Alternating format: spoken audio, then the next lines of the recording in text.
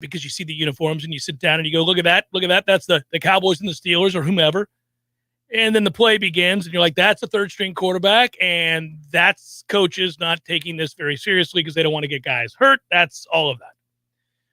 I understand, but it is still good because it is still men in uniforms we know and recognize and love plowing into one another, seeking to do damage, which we can all celebrate and enjoy. And so, and also for those that are perhaps sporting guys or gals, you know, I learned 2 years ago, Tom, that you have to get past the shame. You have to get past the stigma attached to gambling on preseason games and really jump right in. Yeah, I believe the phrase is Harbaugh cares deeply, right? It's Harbaugh cares deeply. Are you going to play Baltimore this year? Because if the folks who followed us from 97.9 ESPN Radio to now the home of the Jeff Cameron Show, WVFT, right here, Real Talk 93.3, learned anything about preseason football and how to wager it, it's that Harbaugh cares deeply. Harbaugh cares deeply is something that I want our 93.3 listeners to learn about, and I know that our Warchant.com, Warchant TV listeners will, many of them already know, but others will now learn. It's a number that is staggering, and it is something like his record in the last 17, 18 preseason games is undefeated. Against the spread, yeah. Against the number. Against the number is all you really care about in a preseason game. One thing to note, though it is weird, there is real football to talk about amidst all this gambling talk, which is, you know, there's one extra regular season game now and one fewer preseason game. And so you know the deal in preseason every year, coaches, that third preseason game out of the four was the one where you got a good glimpse of the starters and who was what. And they tried for a half. They wanted, you know, they wanted some semblance of normalcy for what it was going to look like in week one. But you have two things working against you now, trying to reveal or learn something about your favorite team or perhaps your fantasy football team or whatever it might be where position battles are concerned. Here's your problem. It's now one fewer game and an extra week before the season starts. So you got 2 weeks after the second preseason game, which is, are they going to take the second preseason game to be the third preseason game of yesteryear? And then wait 2 more weeks? It might be 3 weeks before you have any idea what's what. That is weird. That is strange. Like, trying to get a gauge on that is interesting. Yes, that is confusing. I don't know how it's going to go. And it's right. I knew the 17-game season, right? Like, I've memorized that part of it, but there is something that comes at the expense of, which is the preseason. I don't think anybody minds that, especially season ticket holders across the league where they were paying full price for seats for game 4 of the preseason when you saw none of the starters, not one single starter. But yeah, we've got to reassess how we view the preseason. I guess maybe you're right. Week 2 is the big dress rehearsal. I don't know. Good question. Just that's why I'm here, guys. I'm here to satiate your gambling needs and give you some heads up where you might not have otherwise been thinking about what was going on. I do know that in addition to that, we have news from the football field. I was there this morning to watch practice. You know, listen, at the end of the day, we're still not, Florida State's not many schools are just yet in full pads. Now, they were wearing shoulder pads today, and they are out there hitting today. So I saw a glimpse of who's going to be making a difference when the big boy pads come on and we see guys lighting other guys up. All of a sudden, it's not so carefree across the middle. All of a sudden, there's a little more hesitance to lay out on any of those crossing routes. They do wrap up and thud you. A little bit. Or James writes, can't wait for Redemption Thursday. Did we miss the first 5 minutes of the show? Let's explain to everybody again. It's all new for all of us here on the Jeff Cameron Show, 93.3 Real Talk Radio and Warchant TV. This week, it's different. Thanks, Ryan. Appreciate you. On the chat on Warchant TV, I can see you guys. I can answer some questions when I have the ability to do so. Listen, we figured out a workaround, everybody. I was complaining Monday. Get it together. All day, though. I was complaining on Monday that the famed, and it is famous, bumper music of the Jeff Cameron Show was going to be severely limited. We were going to have to go with commercial nonsense. We were going to have to go with just garbage done in a studio to made to sound like something else. Anyhow, the point of that was because of YouTube's lawyers, and those bastards will hold you down. But we found a workaround, and so if you're local, you're going to get some bumper. You're going to get some old school JCS bumper, and that bumper music is on Spotify. I put a list out a couple of years back for people. You can find it. What is it called, Tom? Yeah, Jeff Cameron Show bumper. Yeah. Just search that in Spotify, and you'll find a list that could take you from here to, I don't know, Santa Monica on a drive. So, yeah, that's true. The bottom line is you did not miss the first 5 minutes. We are bringing bumper back in some cases. It is a little bit drier than it was in the past because we don't have carte blanche to do with the time that we had at the other station. I can explain it very succinctly for the folks at YouTube TV. And we remember, hit the like button, hit subscribe. That's the thing that we got to get out of the way first and foremost, because more Noles can find us on YouTube. The more we had somebody comment yesterday on Seminole Headlines. It's the first time I've ever seen the show because all I do is watch Noles coverage on YouTube. Let's help people like that. Hit that like button, subscribe button so more Noles can get the message. But we've got news here because this is a mixed station. There's all kinds of talk here. We got news until 3 after the hour. We got sports. We have entertainment. We have it's just a panoply. Is that the word? Panoply. Panoply. That's right. What did I say? Panoply. Good Lord. Hey, see how often I use the word panoply. So we go to 3 after with the news, 4 after with a commercial break, and then the Who plays until about I don't know 6 after the hour. So you didn't miss a thing. Just the Open and just the Who. And if you're in Tallahassee driving around, listen on 93.3, and you'll get the Who and the other bumper music. But that's why it doesn't start right promptly at 1 o'clock. Make sense? Yeah. Soon, in addition to all of this, you'll get to know the fixed position features and everything else. But this is a week where we're all getting used to everything. And so bear with us. You know what happened, Tom? A soundbite that we know and love, one that we have embraced, celebrated for many a year. It came out yesterday.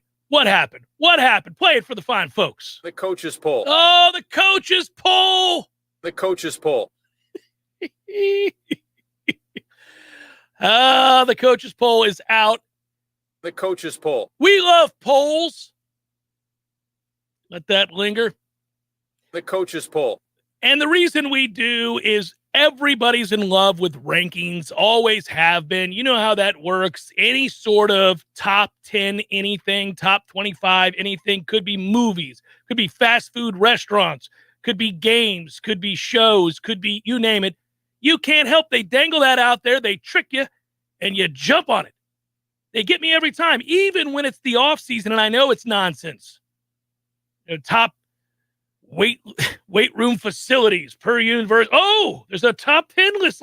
It's like a mock draft. Yeah, you have to click on it. This is stupid. I want to see who we're picking. Yep, and then I do it. And the coaches poll came out. Coaches poll. I know. And in doing so, I went, "Ooh, the coaches poll," and quickly clicked on it. And here we go. And this is part of the problem with college football. It has been a growing problem in college football for you. I know you saw what I did there. It has been thank you, Eric. It has been a growing problem for college football over the last 10 years, in particular the last 5, where there's a sense that the first 5 teams on this list are the only 5 teams that have a chance in all of college football to perhaps win a championship. And so when you exclude a large swath, in this case, the rest of the nation, from having an opportunity to dream big, that's not good. That's not good for the growth of your sport. But here we go, and no surprise, these are the 4 amongst the coaches poll as we get set for college football, and soon. Alabama number 1, well, stunning. Clemson number 2, Oklahoma number 3, Ohio State number 4. You can quibble with OU and Ohio State if you like, and you're not going to be shocked to find out at number 5, it's Georgia. So, in essence, the recruiting rankings and the teams that have dominated the sport for the last 7-8 years or more are right there amongst the top. Yeah, I think if you, any given year, the last 3 or 4, maybe even getting 6 or 7 years, if you wanted to name the top 5 blind, those 5 candidates are the teams that are going to be there. If not, they're in the top 7 or 8 every single season. It's just a matter of who gets number 1 in the preseason coaches poll. The coaches poll. That's it. Mm-hmm. That's it.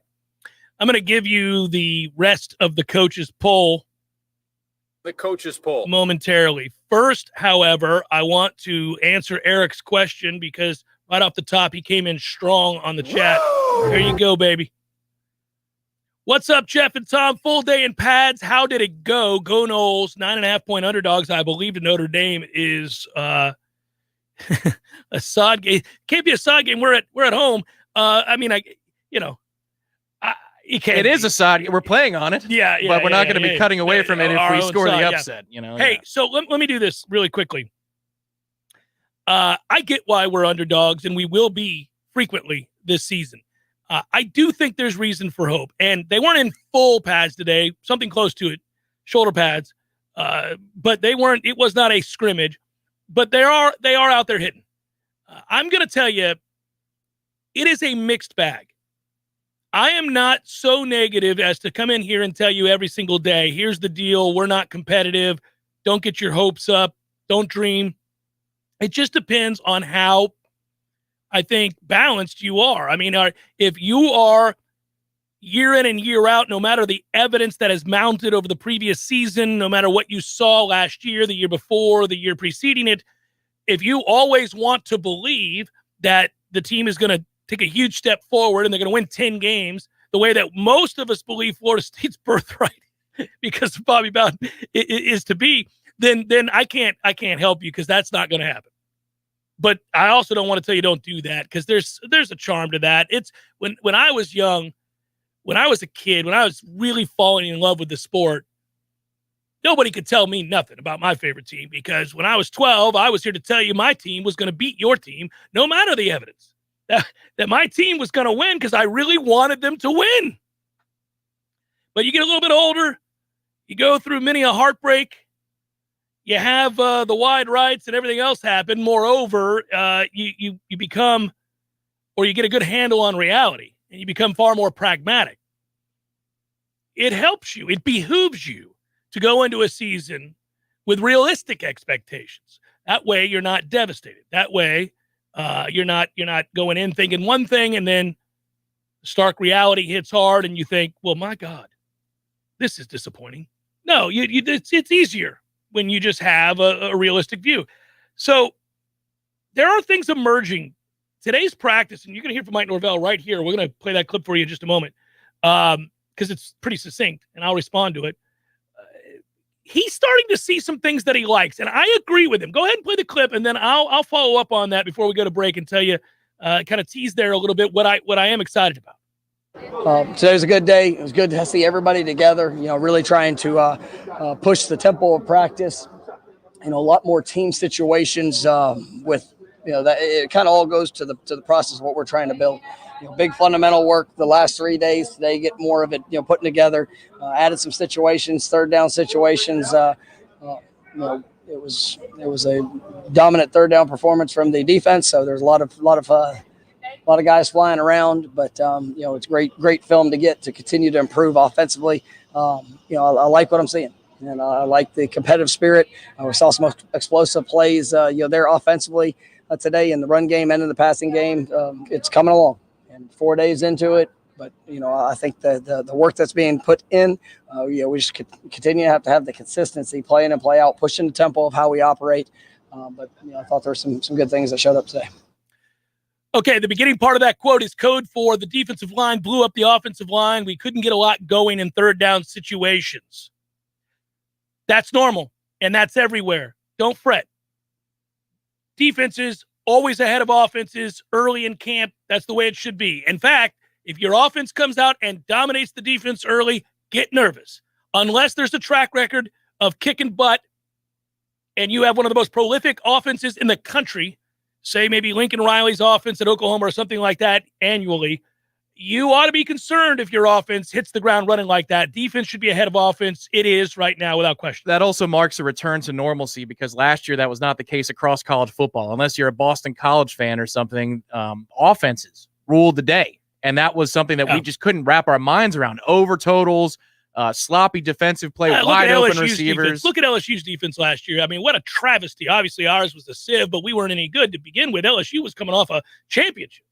Even Alabama was slow to get started. They figured it out later in the season, but it's mighty Alabama. It was a trend in the sport. But this year, as you can see, the continuity of the offseason training program, the PRPs, defense is ahead of offense. That shouldn't be a surprise because it's been the case since the beginning of time, except for the COVID year.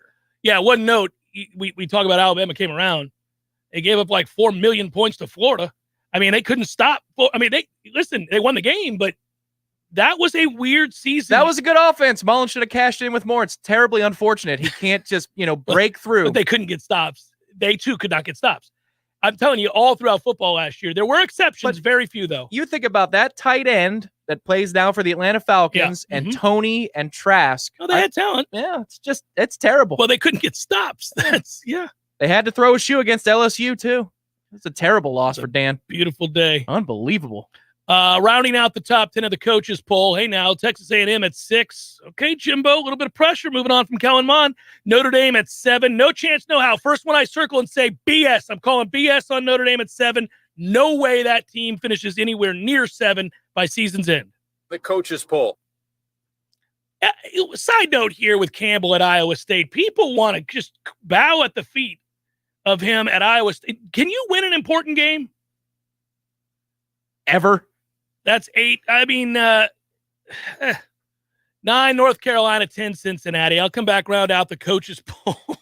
It's so fun to say. We're childlike. It's the summer of more life at Orange Theory Fitness. That's August through September 30th. You've got a lot of time. First class is always free. So if you want to learn what it's about, go in. They'll give you a free workout. It's intimidating when you walk by and you look through the glass and you see everybody doing their thing in there. But I'm here to tell you, as somebody who goes minimum 4 days a week, once you start, you can't wait to get back in there because the coaches and those that are participating are there to cheer you on and help you out and get you through whatever it is your fitness goal is. If you refer a friend or upgrade in August and September, receive a discounted membership prices for the next 3 months. Also, if you froze your membership because you were a little worried in the past about what the nation was going through with COVID and you're feeling better, maybe you're vaccinated, ready to go, all you got to do is sign back up and unfreeze that, and you'll get a discounted membership for the next 3 months as well. A lot of savings right now. It's a good time to try it if you have it. That's Orange Theory Fitness. It's the Summer of More Life promotion. You can learn more on orangetheoryfitness.com.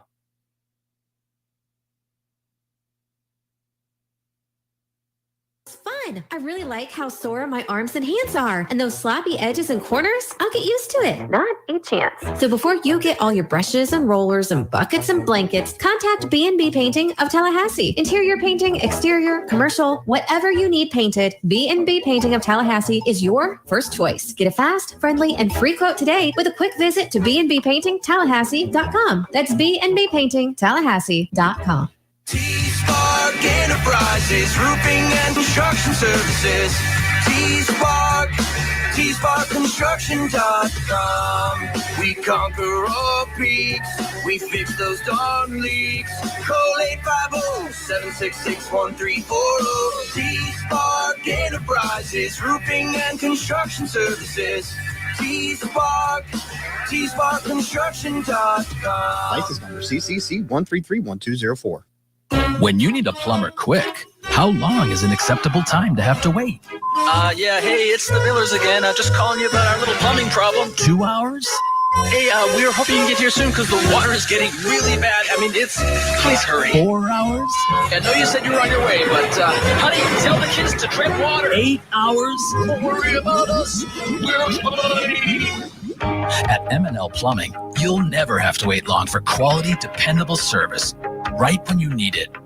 At M&L Plumbing, we listen to our customers, and our qualified technicians aim to achieve 100% customer satisfaction. So the next time you need plumbing work or repairs, think of the name M&L Plumbing, your local plumbing experts, commercial or residential. Give us a call, 850-575-9393, or visit us online at mndlplumbing.com. M&L Plumbing, for all of your plumbing needs. Is your business interested in exploring safe, secure, remote access capabilities for your employees? Not sure whether to go with a Mac or with a Windows system? Call the folks at Mac & More Systems, and they can give you the guidance to make the best decision for your needs. Visit macandmoresystems.com today.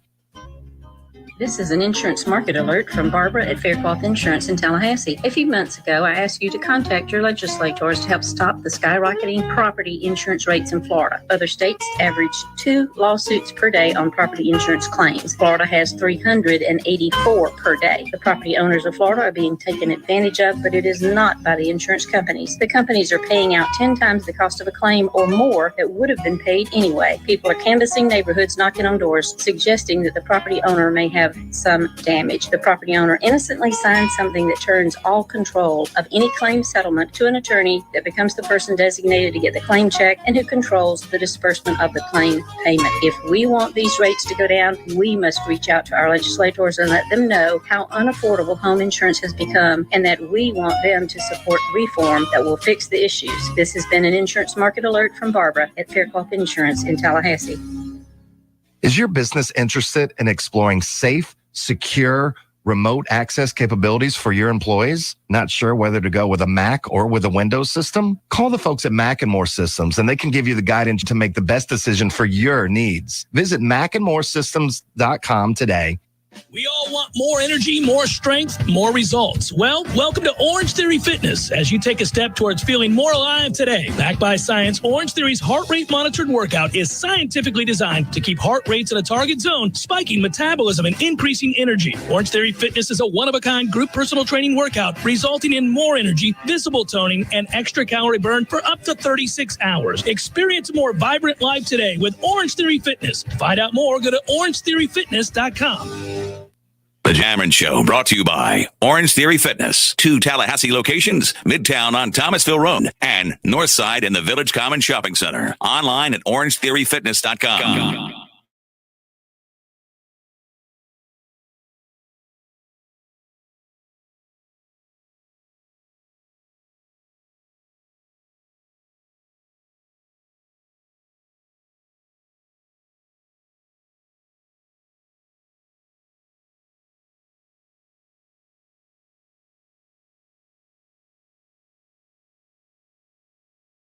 Louisiana Lafayette prior, and then they had losses to Oklahoma State a couple weeks later, 24-21. And if I'm not mistaken, there's another weird loss in there from them. I want to say, maybe I'm wrong. I'll have to go back and look at that. But I think sustaining the success is really, I guess, a better way of me saying that. And also try to beat Iowa every now and again. That would probably be something else to win at some point. You got to win the Cy-Hawk Trophy. Is that a fan in Ames? That's how they talk in Ames? Either that I've or always been about the Cy-Hawk. Or it's us in the elevator with Gene, and that game's going on, and he's getting ready to call what's going on with Iowa and Iowa State. Who's winning the Cy-Hawk Trophy? Ran into Gene at the Moore Athletic Center last week. He's looking great. I know his heart is heavy with the passing of Bobby Bowden, but Gene's got stories for days of the private moments. Those are the great things to talk with Gene about. Obviously, he got to see Coach Bowden, the man, more than most. And Coach Bowden made room and time for him when Gene would have to, they fly back from a game on the road and he'd have to record his interview with Coach Bowden, the post game. And sometimes they would go back and do that at his house, like in the middle of the night, because he knew Gene had to get down to Tampa for the Bucks game the next day. That's pretty cool. And also just the times that they've traveled and all of those times that, you go along on booster fundraisers and you have those conversations had to have been as in-depth as anybody else. Charlie Barnes might be the only other guy. I would think of all the media personalities in Florida State media history that got to know Bobby Bowden, right? It would be the most intimate relationship of all, Bobby and Gene Deckerhoff. Yeah. It's got to be. There's not even a silver medal. No, you're exactly right. I mentioned before we went to break, Texas A&M, Notre Dame, Iowa State, North Carolina, Cincinnati. Carolina's interesting. They've got talent there. They've done a good job of recruiting. Mac Brown's doing a great job at North Carolina. I think they're the team to beat out of the Coastal. They're better than Miami. I think they'll win that division. If you're looking, you got to lay 700 to win 100 if you're taking Clemson to win the ACC. It's that kind of an overwhelming favorite that they are. But if you were going to go outside of that, you could take 15-1 odds on North Carolina. And if you're going to bet that, by the way, and this is more football talk than gambling talk, I'm just sprinkling the two together. Sometimes they're married. Most of the time they are. North Carolina and Sam Howell have a quote-unquote Heisman candidate. If he has the kind of year he's looking to have before going to the NFL and lights it up and they win the Coastal, you're really betting, you're taking the long odds for the big payoff on one game. I mean, if they win the Coastal, they got to beat Clemson in the ACC championship game, one night, one off. Anything can happen if you have a great quarterback. Who knows? Maybe you get that win, and boy, that's a payoff. I am leery of that club this year, that program, because they needed those two running backs, Michael Carter and Javonte Williams, to be what they were. I think Howell's a fine player, but I don't know that he is this ACC preseason player of the year type that everybody made him out to be, especially when I was up in Charlotte. He was one of the most talked about players. I don't know, man. I mean, we'll see if he can do it mostly by himself. They had a special collection of NFL-type skill position players last year that they lost. It'll be interesting to see if they can replicate that on offense. And it helps that Howell is now a junior, third year in the program, understands the offense. But that running game was fearsome last year, and that was the indictment on Mac Brown. Why wasn't that the game plan against that sorry defensive line of ours last year? Why wasn't that your game plan? I never understood that. Well, they're victimized early. You have the interception, the pick six. You have the momentum built from a good start for Florida State. And the next thing you know, they're fighting uphill, and they come all the way back. And by rights, they probably should have won the game. The kid dropped 2 passes in a row. I mean, let's be honest. That was a toughie. We're not going to get a stop there. I mean, if he doesn't drop the ball and they convert, we're not getting a stop. We've seen that song and dance how many times over the last 5 years? Since Third and Kelly against Miami. Yeah. Like, that script has been played out a bunch. Yeah, That's why Sean McDonough was incredulous. Drops the ball. Cincinnati rounds out the top 10. They're going to be everybody's non-Power 5 favorite. Everybody will celebrate them. Well-coached team, although the bowl game was nonsense against Georgia where they were scared to play their game and try to hold on for dear life, and it upset them. That said, I say upset them. They blew the chance at the upset. Florida at 11, Oregon, LSU, Southern Cal, Wisconsin, Miami, Indiana. Indiana had a great year. I don't know what to say about that. It's hard to get a sense of just how good or bad they are in a COVID year. They got a win over Penn State they shouldn't have had. It really kind of sent Penn State reeling. It was a weird season. That lunging photo is an all-timer. They remind me of like the Arkansas of the Big Ten. That's a program that rallies around its coach, just like Arkansas rallies around Pittman. Pittman's my guy. Exactly. See, I think that's what they are. It's just different conferences, but unfortunately commensurate payouts. Iowa, Texas, Penn State, Washington, Oklahoma State, Louisiana, Lafayette, Raging Cajuns, Coastal Carolina, and Ole Miss, rounding out your top 25. If you're looking for who got snubbed, are you shocked by this or that? Well, people have woken up to the fact that Michigan hasn't been any good in forever, and they're outside the top 25. Coaches have figured out that we're not very good. It's interesting to see that Central Florida is outside the top 25. If I were going to include a team in the top 25 that's not there that I think has a chance, there's two teams. I'll hyper-focus for a moment on the ACC. There's two teams in the ACC that I think you could supplant Louisiana Lafayette and Coastal Carolina with these two ACC teams. They are NC State and Boston College. Boston College, unfortunately, is part of the larger, bigger picture for Florida State. BC's pretty good. I like that receiving core. They can block it up. They're pretty good, and they took to coaching last year immediately, and they're disciplined. One of the few defenses last year in the COVID season that played good defense right out the gate. And where that game falls in our schedule is the worst. You're going to hear me complain about that if you're new to this program every, couple of days. That game is between Miami and Florida. Like, how in the hell can Boston College on the road be between Miami and Florida, and we have a bye week before UMass? That is my number one gripe that will be said 1 million times before we get through the schedule.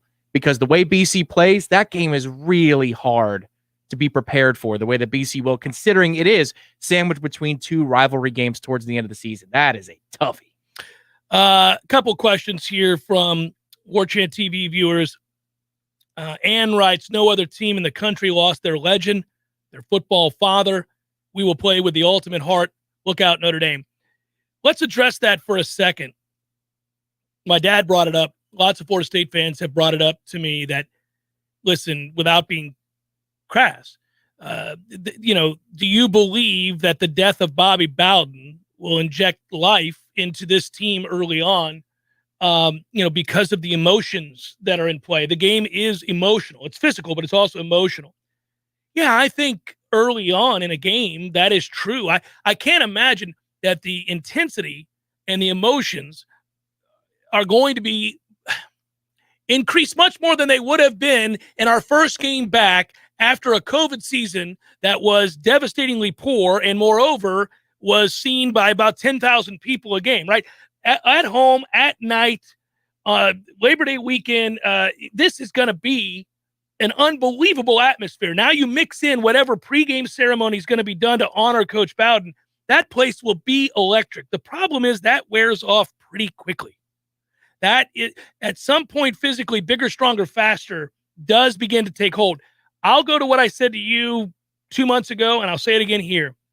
Maybe you got a shot to ride that sucker and turn it into a 4-quarter game if you get off to a good start.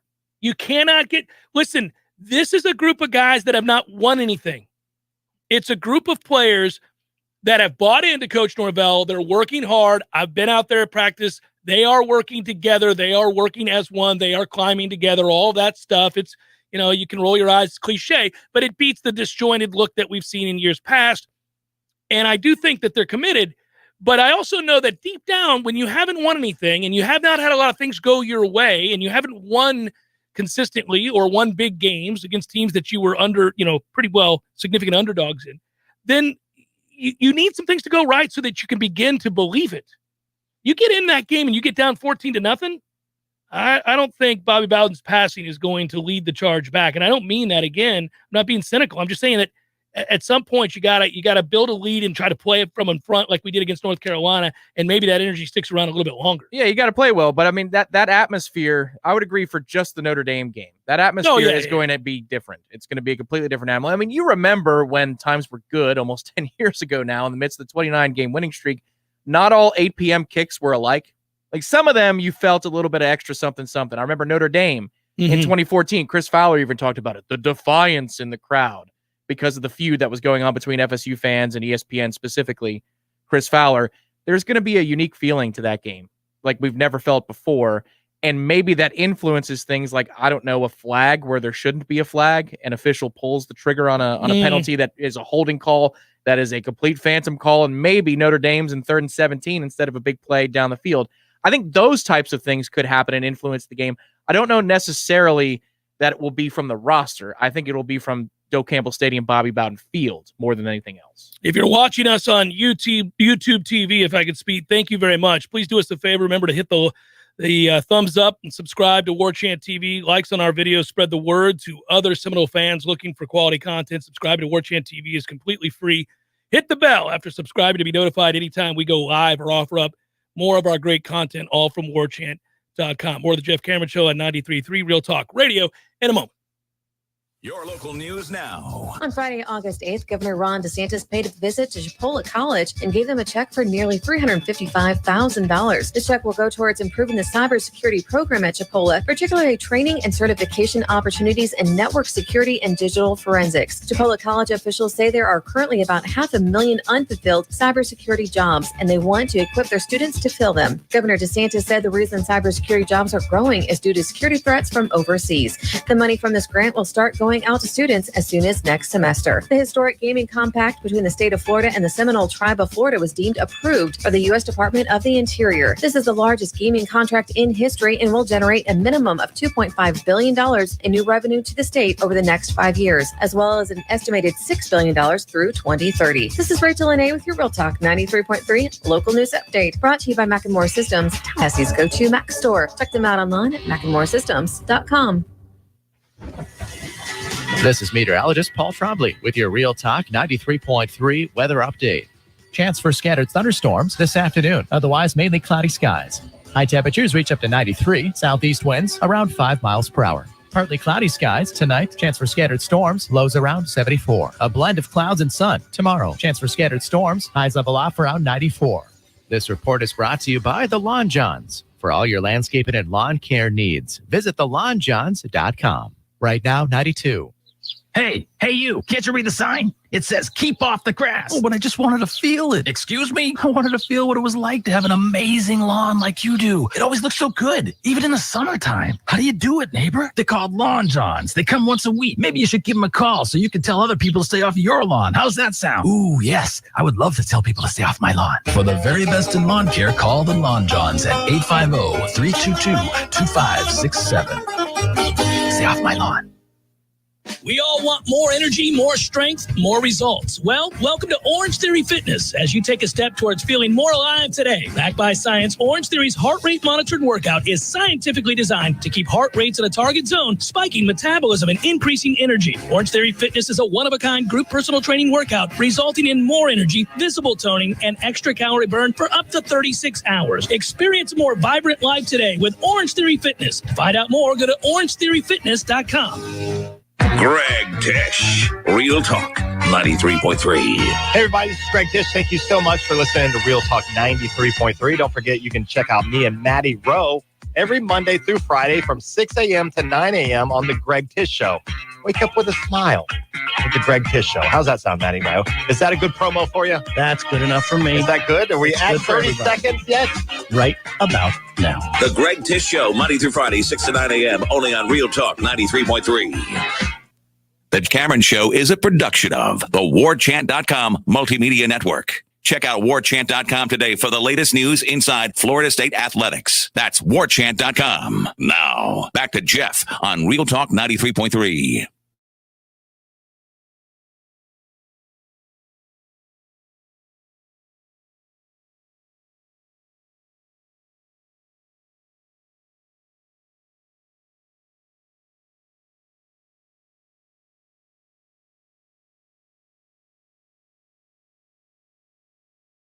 Five years after the school fired Art Briles amid a major sexual assault scandal.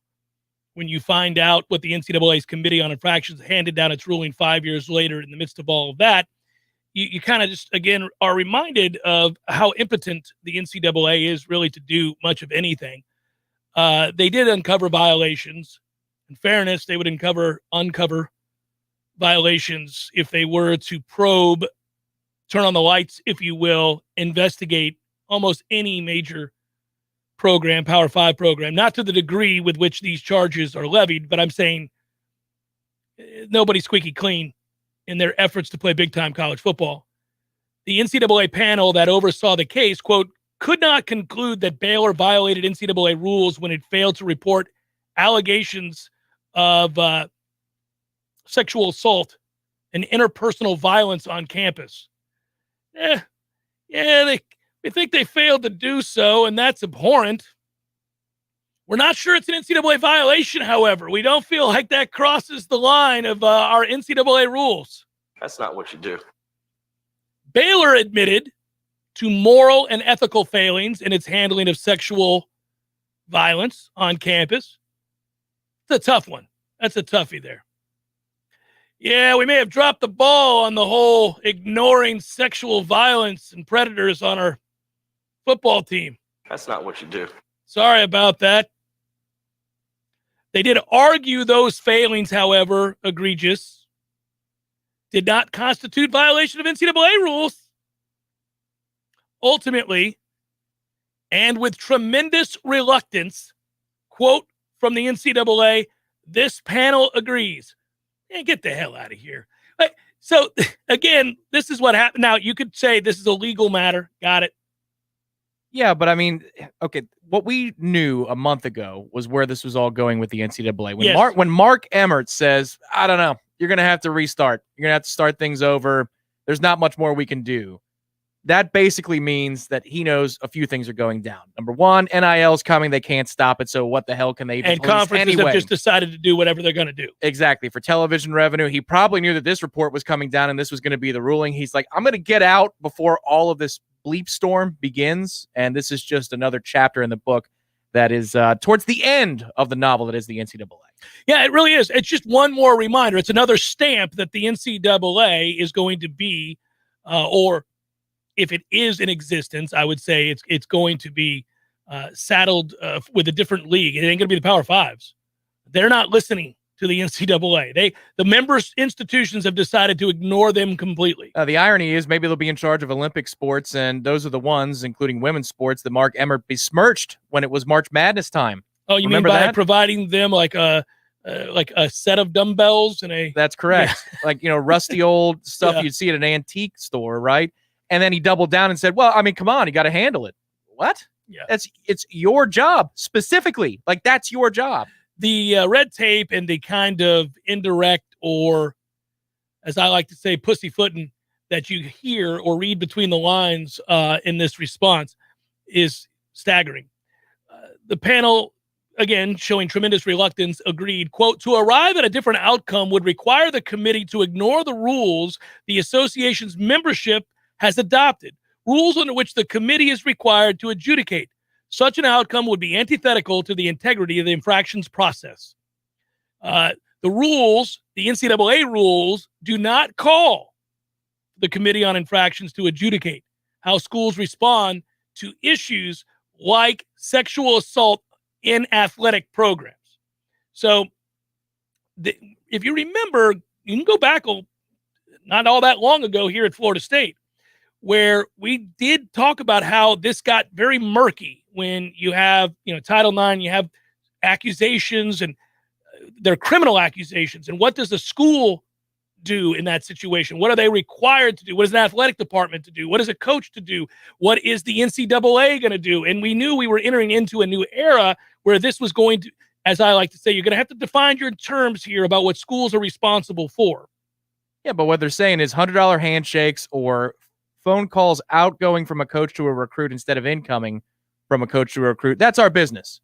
Human beings harming other human beings. Right. Can't do much about it. I don't know. Much about that. I don't know what you want us to do. Well, and that got really difficult to try to, if you remember, we go back and look at this as well, the Penn State situation, where you cross a certain threshold where the crime is so abhorrent and it needs further investigation from those that are trained to do so, not the NCAA or an athletic department. They don't know what the hell they're doing. Now, if you can prove that a coach turned a blind eye, knowingly turned a blind eye to violence committed by his players and or coaches and tried to cover it up, to me, that is, without question, it should very well be, within the spirit of the rules, an NCAA violation. I would think that so. That in and of itself would have to be, right? Absolutely. I think that would be at the top of the list. Again, what are they going to be adjudicating now?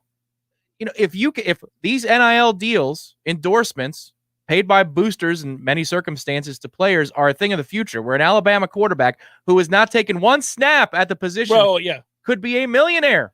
Could be a millionaire by the time they kick off against Miami in just a few short weeks and beat the brakes off of Miami, which they will. Then what's left to adjudicate? What's left to penalize institutions for it? This is a great thing for them, a great opportunity for them to say, no, zero tolerance. That's why when they overstepped a little bit for Penn State, but I was okay with that. This is a zero tolerance deal, man. If you violate human rights, no way. You don't get to play for championships. Period. I would ask you only to say, because you touched on a very upbeat and wondrous thing that we're going to invite people towards. I believe we're heading towards August the 28th. Is that happening? It's the following Saturday. It's the day before Notre Dame. So that'd be September the 4th. Boom. And that is a Saturday that includes Alabama kicking the tar out of Miami. That was the game you were referencing. That's right. You see how I worked that into a serious topic. That'll be a hate watch for all of us. Well. It is weird to try to get behind Alabama and cheer that way. But we will, because they're playing the Canes. So there you go.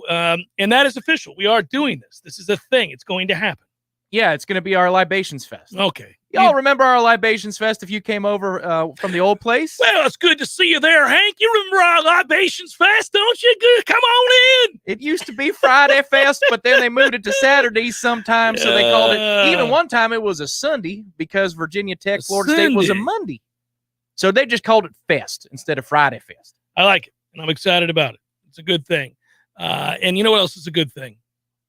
Our friends T-Spark Enterprises Roofing and Construction have followed us on over, and we love them for it, serving Tallahassee, Thomasville, Georgia as well, and all the surrounding areas for roofing, construction, commercial building. Go check them out right now, tsparkconstruction.com. Go get a quote if you're thinking about embarking on a new roof or building something from scratch, construction, add it onto your house, you name it. Listen, Tom and I use T-Spark Construction. They put on my roof, so I can celebrate them with grandeur and tell you about the fine work that they did, and they did. And if you like, give them a call today, 850-766-1340. It's Jeff Cameron Show on 93.3 Real Talk Radio. In 1945, Jack Whitten started a glass company in Tallahassee. Now, over 70 years and 3 generations later, it's still working every day, doing just as Jack wanted, giving his customers real solutions for replacing window glass, providing custom-cut mirrors, and supplying superior bath and shower enclosures. Local building contractors know Whitten Glass takes care of Tallahassee business. They prefer Whitten because of their precision and mastery of eye-catching storefront glass and countertop glass. It's a fact. When you choose Whitten Glass, you're working with real glass people who will take care of you to your complete satisfaction. It's what Jack Whitten wanted, and it's been the Whitten way of doing business for over 70 years. Whitten Glass, Tallahassee's first family in glass since 1945. Call Whitten Glass today or visit them online, 850-222-5781 or whittenglass.com. Hey Tallahassee, this is Sarah with Seminole Auto Glass. There's so much more to auto glass than most people know. With the technology these days, lane departure, keep assist, forward collision, that camera is attached to your windshield. When the windshield gets replaced, it needs to be reset, and that's called recalibration. And Seminole Auto Glass was the first to offer it here. We offer drop-off service or mobile service if available. Don't forget about customer service. Oh yeah, we have the best customer service in town, and a $50 gift card with your windshield through insurance. We're more than just a glass company. We are your local auto glass experts. Better call Seminole. When some slithery, slimy something shows up uninvited in my home, I want it gone. Now. Not next Tuesday, not tomorrow. Today. Pretty sure I'm not sleeping knowing that thing is crawling around in my house. That's why I call Paul's Termite and Pest Control. Here in Tallahassee, Paul's guarantees same-day service if I call before 1. Ants, roaches, mice, wasps, fleas, whatever it is, Paul's responds with guaranteed same-day service. Pretty sure I've never heard that from any other pest company. Guess that's an advantage to being a locally owned and operated company like Paul's Termite and Pest Control. They're here and make things happen fast. We at Paul's know when you have some pest or rodent in your home, you want it out now. That's why in Tallahassee, we guarantee same-day service. You call us before 1, we'll be there before 5, guaranteed. That's our commitment to you. The health and protection of North Florida friends and neighbors is the reason we love our jobs. For the elimination of termites or any other pests. And a greener lawn, too. Call Paul's. We'll get them all. Learn more at callpauls.com. If you weren't the owner of Gordo's and all those wonderful restaurants, Eddie, what would you be doing? You know, I think I'd want to be I don't know what I'd want to be, a boat captain or a cowboy. Do you know how to use a lasso? No. You'd have to do that if you were a cowboy. Yeah, but I've never even been on a horse. It's not my place to be on a horse. I agree. And the horse thanks you. Gordo's, bringing the flavor and flair of Cuban food to Tallahassee since 1996. The Jeff Cameron Show, brought to you by Orange Theory Fitness. 2 Tallahassee locations, Midtown on Thomasville Road and Northside in the Village Common Shopping Center. Online at orangetheoryfitness.com.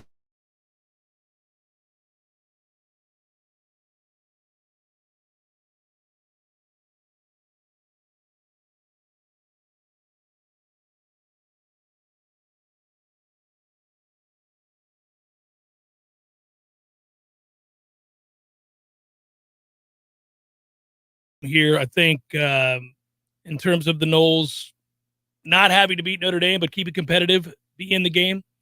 Yeah, I think that's true. I think that's true of the schedule in general. I think that the realistic fan would end up saying that the horses aren't quite ready to roll. You know, you can whip up your ponies and be ready to go if we're going to stay with the horse there theme. You like that? But the truth is, you know, you may not have enough guys, and that's okay, but you got to play well. You got to look organized. You got to have a plan. You got to play together. You got to play smart. Got to play hard, be physical. All those things have to be true, and you got to compete. They didn't compete in a lot of games last year. Again, last year, chalk it up for a lot of reasons, but this year, having a full offseason, a real camp, real spring, all that stuff should go a long way in helping bridge the gap from the non-competitive to the competitive. And if you game plan well and you put kids in a position to succeed, which is what we talk about with coaching, right? Putting kids in a position to succeed, then you're in games, even if you get beat. Hey, lest we forget, and this is where I get it, because fans will fire back at me and say, well, now, wait a minute, Jeff, You sound like you're building in a lot of excuses for Norvell and his staff before they ever embark on this season. I'm trying to be realistic, but I would agree that you could say, hey, look, I know we're cherry picking here certain games and certain results, but Boston College was in the game to the last second against Clemson last year. Yeah, if they scored one time in the second half, they win that football game. That was utter dominance the first half. You're thinking, oh, man, it has to go perfect for Clemson in the second half of that game in order for Clemson to escape doing what they do all the damn time, which is lay an egg inexplicably. And Boston College just couldn't put a touchdown on the board in the second half. But there they were, tooth and nail. Clemson is where we were at as a dominant program in the ACC in the nation for a long stretch. And as such, those teams oftentimes overlook bad teams. We did it all the time too. I mean, I raise an eyebrow when it happens, but I mean, good Lord, 2014 was an exercise in taking people lightly and going week to week, trying to find ways to win games that you shouldn't be, wringing your hands over. Great teams, oftentimes that is the case. When you watch the film, if you're a player, the eye in the sky doesn't lie. You're watching. We're bigger, stronger, faster at every single position. We'll win the game. We'll turn it on when we need to turn it on. Florida State's not that team. We're not there right now. We used to be. I'm saying I can recognize that in that Clemson team. We've seen it.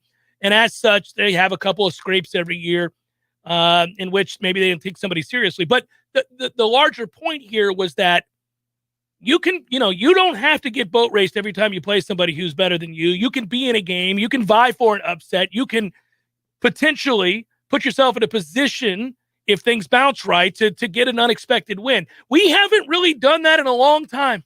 Yeah, that's what I'm saying. There's no rule against us being the team that does that. Yeah, it's you're happened allowed to do us that. Yes. So many times when we were the big bad Florida State. We could put that hat on for a year. I don't want to live there. I don't want to wear that hat every day, but maybe once.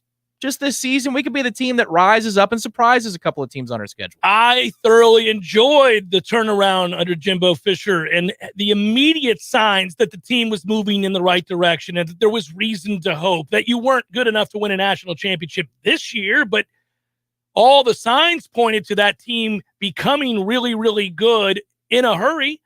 You and I attended together, did the pregame show in Charlotte, live from the stadium, overlooking the 50-yard line. Famously, we talked about Matt Millen's visit to our booth.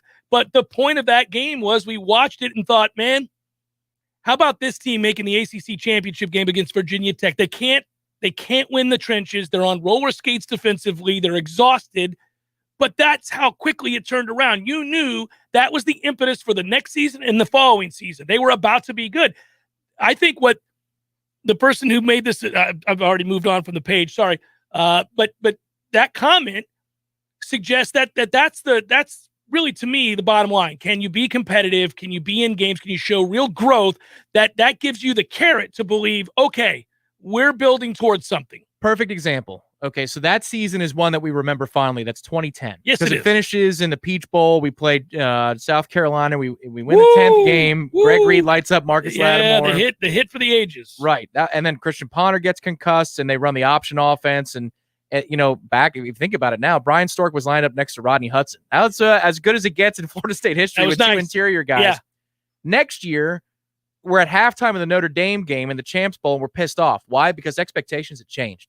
They had changed. That team did not live up to what 2010 had pushed it towards. And we end up winning that game with a bunch of young offensive linemen, and E.J. Manuel plays with a broken leg and all that. We find out later on. Which helps set the tone for 2012. But again, those two seasons, if you look at them wins and loss-wise, are pretty similar, 2010 and 2011. One year we loved, the other year we were like, Jimbo, is he going to get it done? And by 2012, expectations are so high that when you don't play for the national championship, people are angry. That's how quick it can turn around. That's how fast. So this just has to be kind of can you give me a 6 and 6 to show signs of real growth? Hour number 2 forthcoming right here on 93.3 Real Talk Radio. It's Jeff Cameron Show.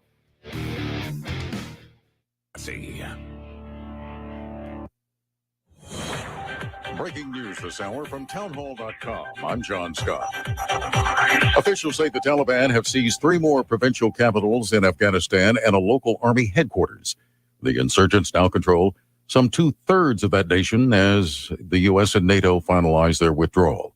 Pakistan's Foreign Minister Shah Mahmood Qureshi says that his country will continue to play its role to facilitate the Afghan peace process as the Taliban gains more ground. We have an enlightened self-interest in a peaceful, stable Afghanistan, and we have done everything possible to facilitate that, and we will continue to do that. Afghan President Ashraf Ghani has rushed to the Balkh province, already surrounded by Taliban-held territory, to seek help pushing back the insurgents. And U.S. Afghanistan envoy Zalmay Khalilzad planning to meet with Taliban officials this week to warn they face pariah status if they seize power by force. Also at townhall.com, the Centers for Disease Control and Prevention is urging all pregnant women to get vaccinated against COVID-19. The advice comes as hospitals in hotspots around the U.S. see disturbing numbers of unvaccinated mothers to be seriously ill with the virus.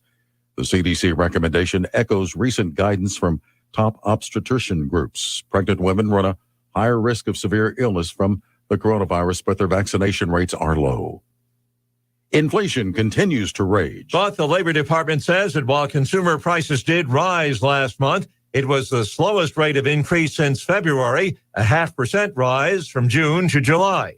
And prices increased a substantial 5.4% compared with a year earlier. Rising inflation has emerged as the Achilles heel of the economic recovery. Correspondent Rich Thomason. The Dow had 206 points, but the NASDAQ is down 55. More at townhall.com. The United States has killed Osama bin Laden. Hours after that announcement, the White House leaked that it was SEAL Team 6 that carried out the operation. Al-Qaeda placed bounties on the heads of all Navy SEALs.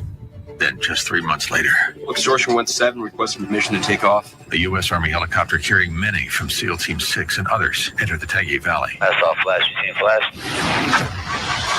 Anybody out there? We have a fallen angel. A fallen angel. Roger. Extortion 1-7, the provocative new film telling the story of the largest loss of life in U.S. Special Forces history, now playing on SalemNow.com. Questions quickly arise. Why did it take 17 minutes to fly a 10-minute mission? Was there black box on board? Every American should be taught about what happened in Extortion 17. What really happened is SEAL Team 6 that dreadful night. Fallen Angel, Extortion 1-7, the story most Americans don't know. Watch exclusively at SalemNow.com. Remember that guy that used to wake up early to make the donuts? Well, the barbecue equivalent is Highway 27 Grill and Barbecue, north of Havana. Kenny and Dave are up before the sun smoking choice beef, chicken, and pork. He smokes it slow and low, so it's ready to go for lunch and dinner. Highway 27 Grill and Barbecue. Look for the 3 flagpoles north of Havana. Highway 27 Grill and Barbecue. Get your fill at the grill. These recruiting updates are nothing but fluff. Are you wasting your time again on free blogs and social media to get the scoop on FSU recruiting? Yeah, it's all bait and switch. You're on Warchant.com. What's really going on with FSU recruiting? Could be another top 5 class, but for the real scoop, you'll need to get your own Warchant subscription. What's it cost? Free. There's a 30-day trial offer. Just sign up and you'll get full access through signing day. And nobody has more accurate and timely information than Warchant.com. You know I like free. Sign me up. Warchant.com, your ultimate Seminole source.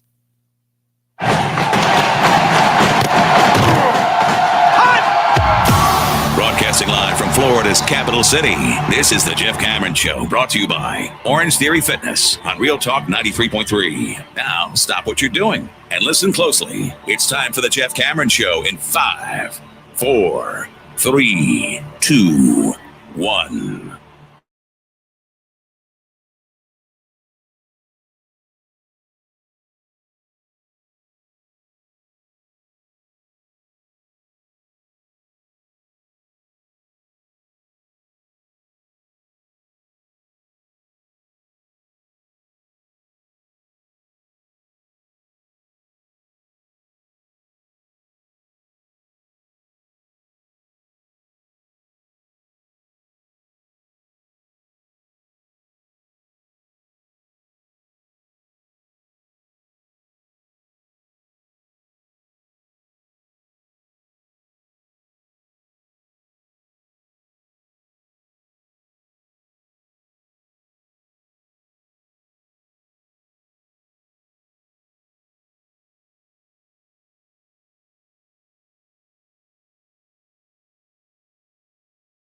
Emails need to be in the non-show hours. But Gene can create that. He's created like 74 now because the Warchant roster is a small, passenger van now. Something to like from practice today, and something that I continue to monitor and get excited about is, in my mind now, probably the emergence of 3 reliable receivers. I say reliable. The potential for 3 quality receivers. It could grow. I'm not putting a cap on 3, but I went into camp thinking maybe 1. And that was Keyshawn Helton if his explosiveness returned. It has, folks. It's the number. I would say it's certainly high on the list. If you were trying to identify 2 to 3 things that have emerged from camp so far in the early stages, and it is the early stages, but this is something that's not likely to wane, knock on wood, barring some sort of physical setback. And again, knock on wood. But Keyshawn Helton's explosiveness has returned. He looks a lot better than when we last saw him. He looks like a guy that can run away from people. The quickness is there. He's made several acrobatic catches. He's created the possibility of a deep ball. Malik McClain, who we fell in love with in the spring, continues to emerge as the guy who could quite possibly be a very reliable option. And then obviously Parchment comes in from Kansas, and he's looked the part. He's been pretty good. Not overwhelmingly good, but he's looked pretty good. So that's 3. If you want to add on the list, offensive surprises.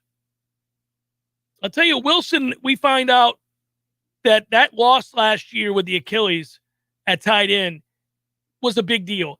He's not going to – this is not a tight end for Florida State that's going to be a game changer as a receiver.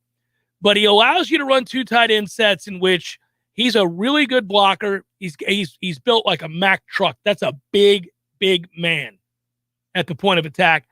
And he's kind of sneaky. I think they'll slip him out on a few routes here and there. He's got hands. Oh, yeah. Every team does. If you run a double tight set, that's what killed us against Miami all those years against Mickey. Remember the backside tight end drag or the throwback pass or whatever it is to the blocking tight end? I mean, Jimbo used to do that. I remember when we had Bo Relaford and Jabari Little. Remember those names from the beginning of the Jimbo era? Yeah, they'll need to do that. Well, Bo was one of those guys that you looked at and Bo, you're like, off the bus, you're like, oh, man, what are we going to do? But Jimbo would always draw up something for that second/blocking tight end position because that's the last person you think is going to release in a route. The one thing I'll say real quick about the receivers is when I saw Parchment for the first time, he was a little bit skinnier than I thought he'd be. Oh, he's tiny. He's tiny. He's got to be fast. Correct. And that was also something that we were in Charlotte. It was Ira Aslan, Austin, and I for Warchant. That was the first thing I did for Warchant. Both quarterbacks mentioned speed first when they talked about Parchment. I thought that was interesting because when he transferred here and the announcement came down, I thought that his reputation was that of a red zone threat. So you think bigger bodied player? Not at all. They said speed, and I thought, wow, that's surprising. And then I saw him the first practice on Friday or Saturday rather, and I thought, oh, I guess he has to be fast. But his body control is excellent. I saw him doing some body control drills on Saturday, and he was the head of the class of everybody that was participating in the drill. So he's a very polished product, but he's a different receiver type than I thought we were getting. Not a bad thing. It's just different. I'm going to take a couple questions here early on. People are chiming in. It's fun. There's excitement, and I like that. And so this is a new toy for us on the Jeff Cameron Show. We have the folks that have liked and subscribed on Warchant TV. Yep. And you can participate in the chat. I can't promise that I'm going to get to you at all times. There's always the possibility you'll get ushered right to the front if you are a passionate fan. But the point would be there are some good questions here, and we're in the initial stages of camp, and I think we're all so impatient. We want to see a huge step forward. Now, listen, big picture, I'm impatient for the start of college football. I can't wait to get this thing ready to roll. And I'm really, really excited about, in totality, the return to college football. We're not that far out now. I mean, here it is, August the 11th. But I haven't been, and I don't know, if you're new to the show, you might be surprised by this. I really haven't been this excited. I thought, maybe we all lied to each other, and maybe we thought it was going to be so much better than it was. I'm sure that's true. We all engaged to some degree, in varying degrees, of revisionist history. The atmosphere right before kickoff against Virginia Tech in Willie's first year was electric. And then all hell broke loose, and we flew the plane to the side of the mountain. You and I scored as many touchdowns as we did points. Yeah. As we did, right? That was a tough night. That was a rather frustrating night. And then it never got better. Nothing ever happened to rekindle the magic or make you think like, oh, well, this is moving in the right direction. No, 2 weeks later. Well, yeah. The Syracuse game kind of confirmed your greatest fears, and it just never got better. We'll see. Maybe we go out there and Notre Dame dominates and everybody's just – I will say this. The difference is if that's the case, then we're really screwed because he ain't going anywhere. Florida State's broke. They're not firing anybody anytime soon. Let's not go down that line. Well, I'm not saying it's going to happen. I'm just saying if it does happen, you can save your energy because nothing's changing.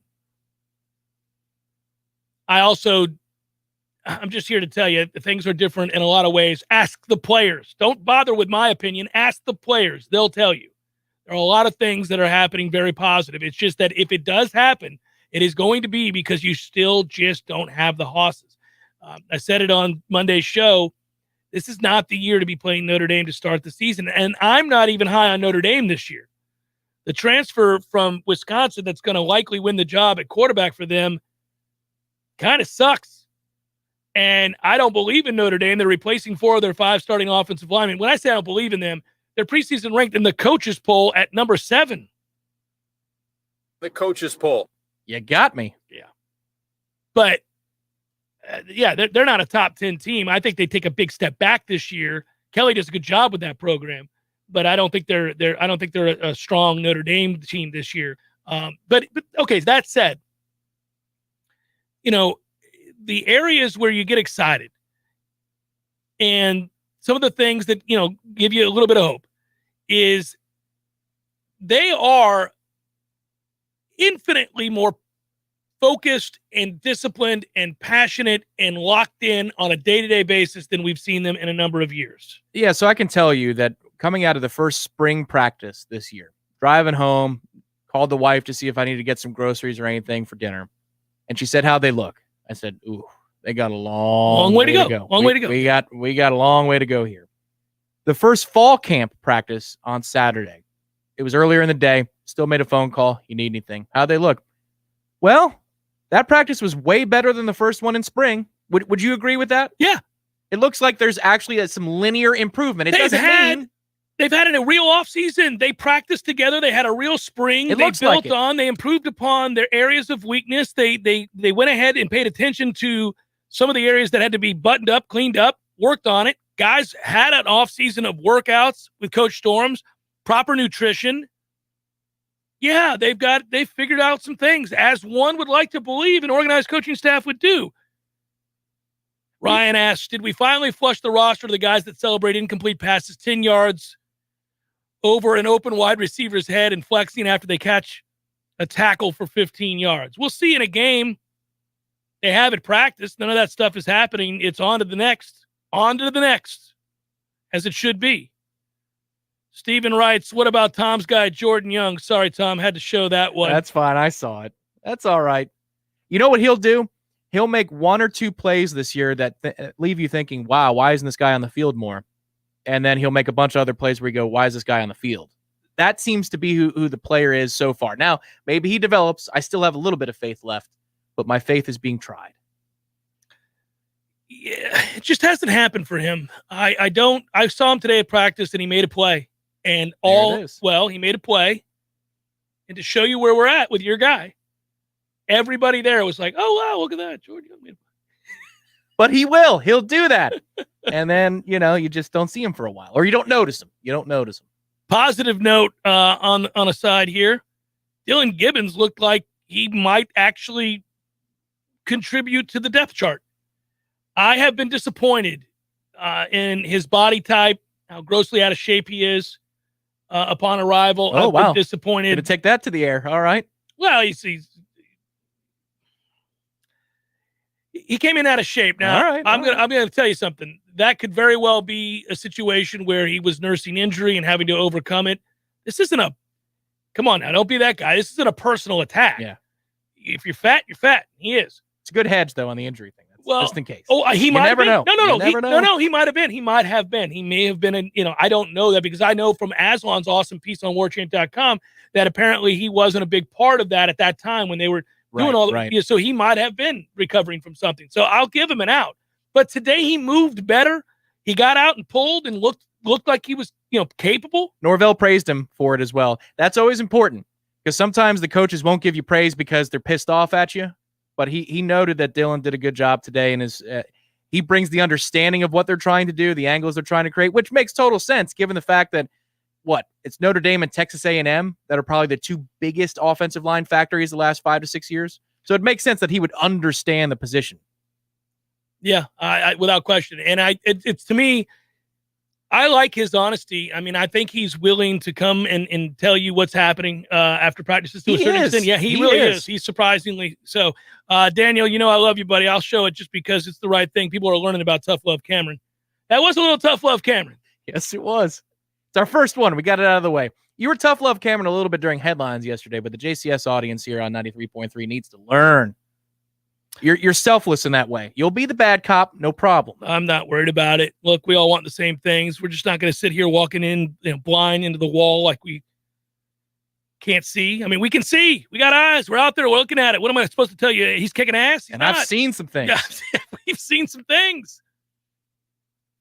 Gentlemen, a little off topic, but I'm a huge fan of your shows and just curious if you'll be doing Scuttlebucks this season. Champa Bay style. I like that. I don't say Champa Bay. I refuse to do it. It sounds like something Tom Brady says at the dinner table, even when nobody's around.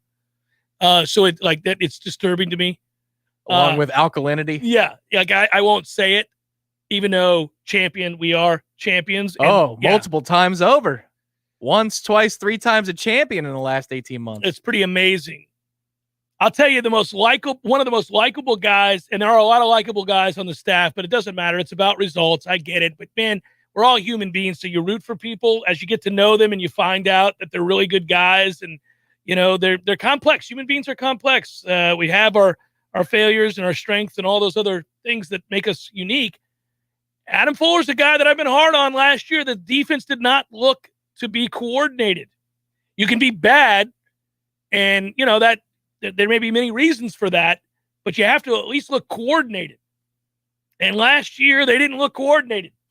The back end didn't know what the front end was doing, and the front end didn't know what the back end was doing. And then, in addition, your linebackers were just butt. And it was impossible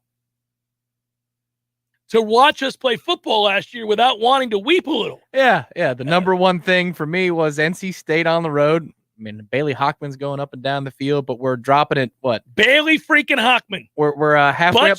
We're up and down the field. Halfway up the lettering in the end zone.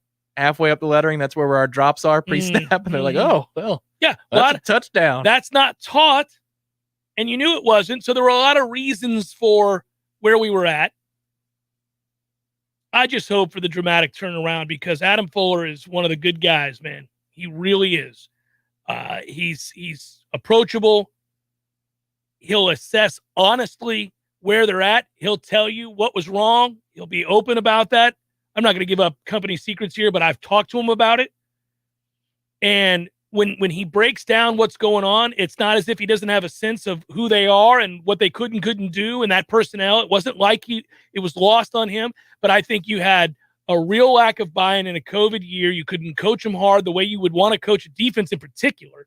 You couldn't really practice at full speed. You couldn't really hit because you had personnel issues, guys that weren't going to be able to play that Saturday who had to miss time due to COVID, other guys who opted out, other guys who clearly came in out of shape after camp was interrupted, in particular, your 2 defensive linemen that you were counting on. So a lot of things happened. I just want it to turn around for him. You can be bad. And remember this, football's changed dramatically to the point where we're all adjusting what it means to watch a defense play well.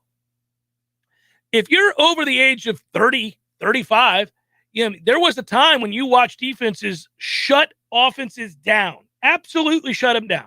You could watch a team beat somebody. Now, I'm not talking about these gross mismatches. I'm not talking about these games in which, somebody's favored by 38 points because they're bigger, stronger, faster at every position. I'm talking about where a team that is a marginal favorite over another, but they have a dominant, intimidating defense and scheme to go with and an attitude and a depth that you could easily identify early in a season and say that defense is going to be a problem. It is hard to run against them. They're going to make you one-dimensional early in games, and then they're going to pin their ears. And sometimes those games would finish 34-7. I almost said 34-8. Who the hell beat somebody 34-8? Anyhow, 1964. Everybody. Yeah. So those games would finish 27-10, and you the next day's talking point would be they held so and so to 10 points. Modern football is not that way. The game is so slanted in favor of offenses. RPOs in college in particular make it nearly impossible because of the nonsense rule that allows offensive linemen to go 3 and 4 yards down the field on pass plays. And that doesn't exist in the NFL. You get more than a yard downfield on an RPO there, they're going to throw the flag and bring it back. So defensive players cannot read their cues the way we used to, the way that the game used to be played. You knew when a lineman went downfield, it was trigger time. It was a run. They cannot do it now. The second you suck up, they're going to throw over your head. And that's the problem you find yourself in. So what's a good defense? Well, I mean, you start looking at yards per play. You look at good red zone defense, obviously, because you're going to give it up between the 20s. Yeah, 17 to 24 points is not bad anymore. That used to be average. Now that's just like, that's okay. Well, it depends on if you're playing a team that plays in some form of hurry up. Right. If a team is going to have, if the team's going to run 80 plays or 85 plays on you by the nature of what they do, then you have to change your view of what a good defensive outing is. I mean, at that point, look at yards per play, not total points, I suppose. And, that's kind of the difference maker. So I'm trying to adjust when I look at our schedule, when I look at Florida State's schedule. I'm trying, because it's a brutal schedule. It is, and go look at that. And I know, I'm just talking about fans. Go look at that schedule carefully. It's a brutal schedule. Roll out maybe by the end of the week some W's and L's, some preseason camp W's and L's. But to me, if this defense can get to where we can count on, how about this? If Florida State's defense improves to the point where if the offense is to score 30 points, they're going to win the game, I'll take that. 31-28, Tom. I'll take that at this point. Every week, no problem. Because you could score 30 points last year, and there's a good chance you lose. I mean, a very good chance. Oh, last year, yeah. You know what I'm saying? Any of the last 5 years. Yeah. Yes. Kelly, Barnett, Fuller year 1 or year 0. Yeah, absolutely. If you aren't already aware, the Warchant Multimedia Network has you covered on your drive home. Grab our podcast every day before you hit the road and on your drive to work. Subscribe to Wake Up Warchant, presented by DeLuna Coffee. Hear the latest from our Warchant teammates, Corey Clark and Aslan Ajavandi. That's Wake Up Warchant, wherever you get your podcasts. Yeah, it's good stuff. There you go. Chef Cameron Show, 93.3. T-Spark Enterprises, roofing and construction services. T-Spark, T-SparkConstruction.com. We conquer all peaks. We fix those darn leaks. Call 850-766-1340. Hi, I'm Travis Sparkman, owner of T-Spark Enterprises. As business owners, we all know there is a time you have to invest in your business. If one of the items on your to-do list is a new roof or roof repair for your building, I ask that you trust in me and my company to provide you a reliable and quality roof. As a local business owner in Tallahassee, I understand the investment in a new roof is significant. That's why we offer competitive pricing and guaranteed results. Give us a call today for your free consultation. T-Spark Enterprises, roofing and construction services. T-Spark, T-SparkConstruction.com. License number CGC 1525336. Choose Hearth and Patio for custom fireplaces, maintenance, outdoor grills, kitchens, fire pits, lighting, and so much more. Check out all of Hearth and Patio's options online at hearthpatiotallahassee.com. Hearth and Patio, they keep the home fires burning.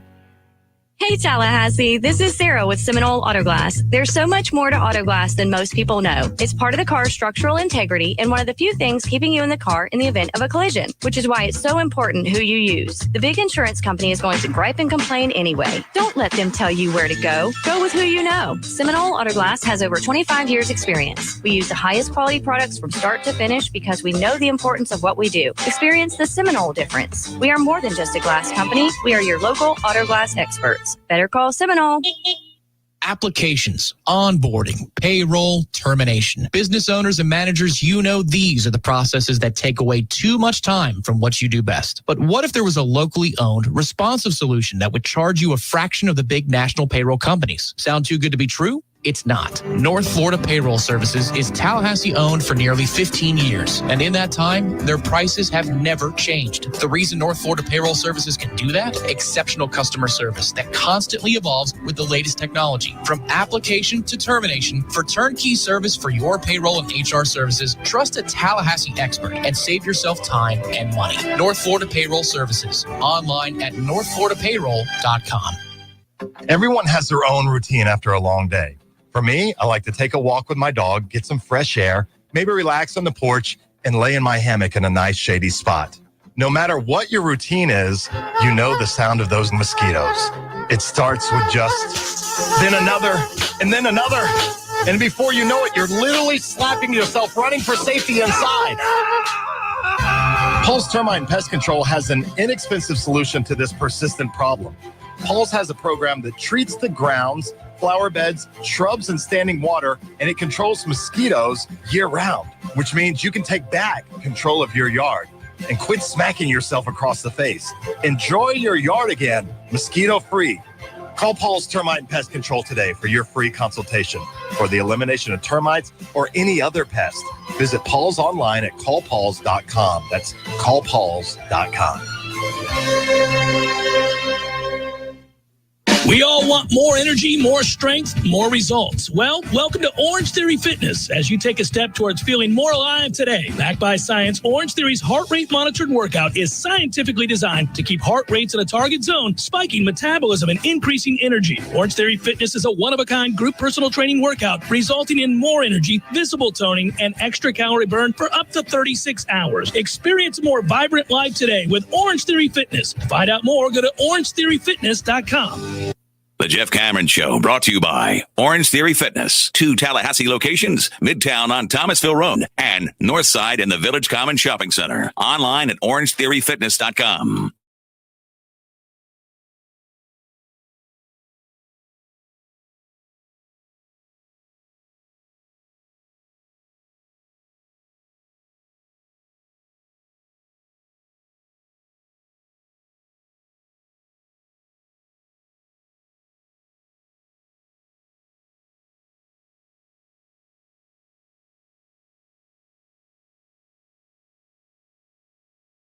Will see a bigger role this year. Yes, he will. You know, if I read your question, I should probably do that. There you go. Nole fan man. Little clickety-do. You like the clickety-do. You like that. Well, you can wipe the graphic across. The power. I have some control. You have the power. To the sand pits, Ryan says, dilly dilly, yeah.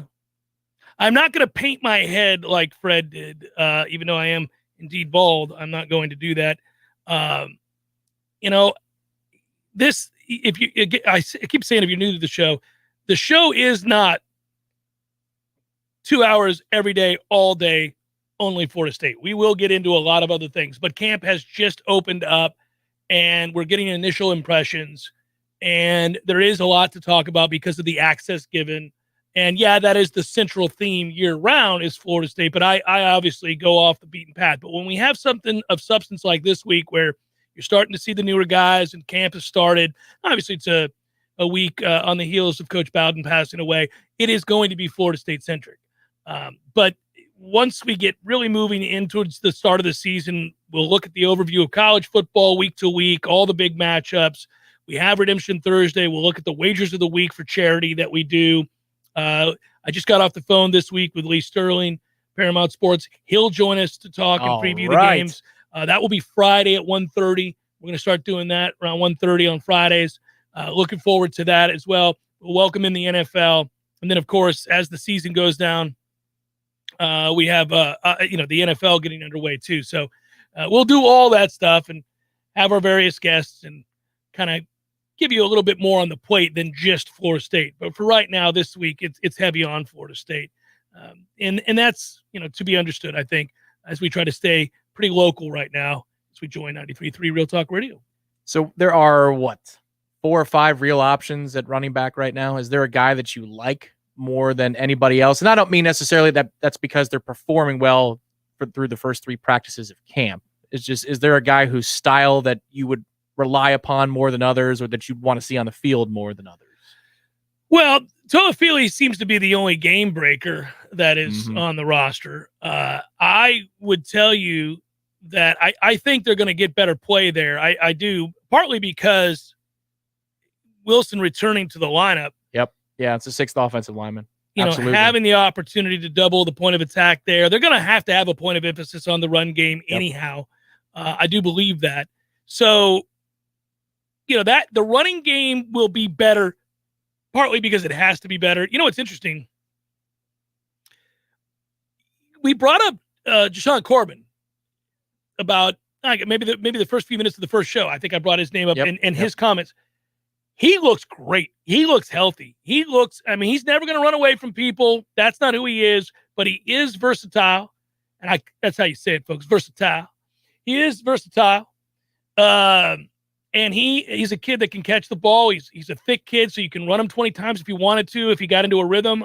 He looks healthier than he's been. He has said those exact words when we asked him about it. Oh, Mike Norvell talked about it too. The thing I liked about him, even when he was a little bit hampered and limited, you could tell in short yardage situations, he understood the situation. He's not trying to hit a home run. If it's 3rd and 1 or 4th and 1, he's going to find a way to get that yard when they put him either in the wildcat or if it was clearly, a touch that was going his way. He understands how to get small and to find a way to move the chains. The one guy I liked, and because when I saw his film, I thought, oh man, this is a guy who can actually move the pile, is DJ Williams, the transfer out of Auburn. And he had some bad weight on him, and now he's lost it. He looks better, yeah. Indeed. Josh Storms has done some great work with him, but again, it's up to the kid. It's up to the kid to actually do the work and get in shape, but he looks markedly better in the fall than he did back in the spring, and I think he's a nice complementary piece. If you're going to go jumbo, Jordan Wilson's out there, and maybe you bring an extra lineman, and you need to convert in short yardage. It's not only Corbin. Now you can use DJ Williams. I also like Trayshawn Ward. I'm glad he's on scholarship now. He seems to be quite reliable out of the backfield catching passes, which is going to be really important because we're a screen team, man. Well, you're going to see a lot of screens and misdirections, unfortunately. That is true. You brought up something that occurred to me, our age difference, and it made me realize that time flies. You said Wildcat in talking about running the Wildcat. Did you ever see the football movie Wildcats? No. It came out in 1986. It features a very young Woody Harrelson, by the way, and Goldie Hawn. Oh, okay. She's the coach. She gets asked to be the coach. It's, it is what it is. It's silly. It used to be on UPN, like on Saturdays around noon. That would be on every once in a while. Well, let me tell you why I bring it up. I bring it up not only because you said Wildcat, because it has a young Woody Harrelson with hair. Okay. But Goldie Hawn, you know who Goldie Hawn's equivalent is? Kate Hudson. No. I know why you said it. Goldie Hawn for men of a certain age is, at least on the silver screen, okay, that she's the silver screen version of the music version, Stevie Nicks. Goldie Hawn and Stevie Nicks are the same woman for men of a certain age.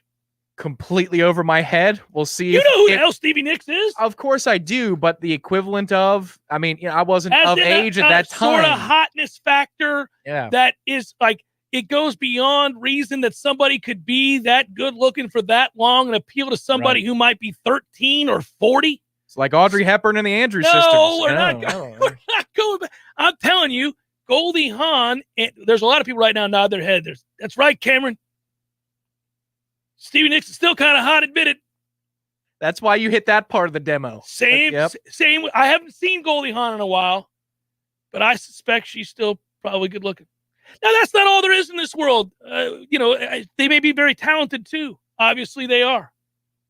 I'm just merely noting that as a let's see, I was 15 years old. There you go. Yeah, that's what I'm saying. I can't relate to that. As a 15-year-old, Goldie Hawn was the kind of coach I wish I had.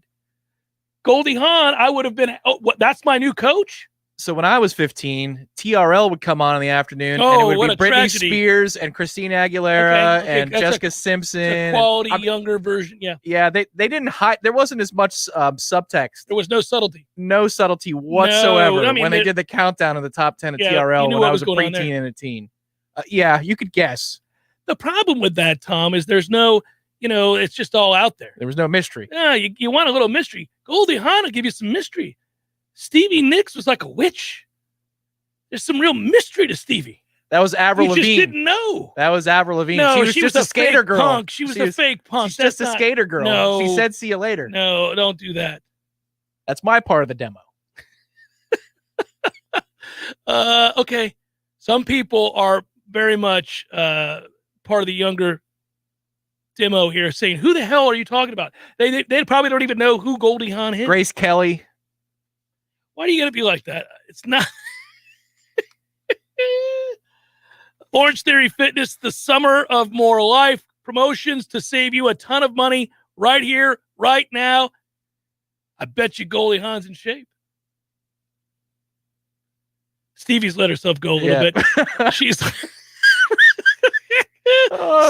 the off button on this one. Stevie, you got to get to Orange Theory Fitness. Need to find the off button on this. And refer a friend and upgrade in August and September and receive discounted membership prices for the next 3 months. It's a good thing. Elite members get $30 off 3 months. Premier members, $50 off 3 months when you... There we go. There we go. I just got a bunch... my phone is lighting up with all the texts from people my age going, tell him, Cameron, you let him know. Not about Orange Theory, but about Stevie. It's Jeff Cameron Show 93.3.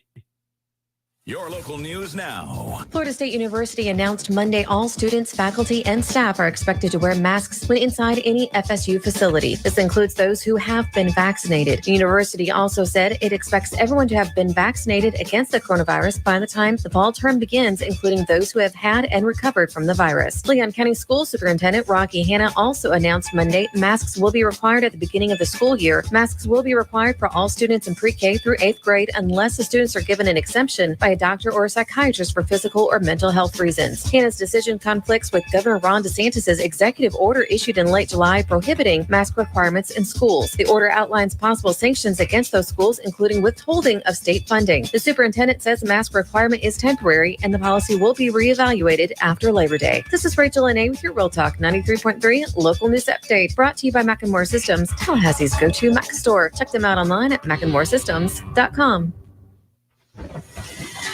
This is meteorologist Paul Trombley with your Real Talk 93.3 weather update. Chance for scattered thunderstorms this afternoon, otherwise mainly cloudy skies.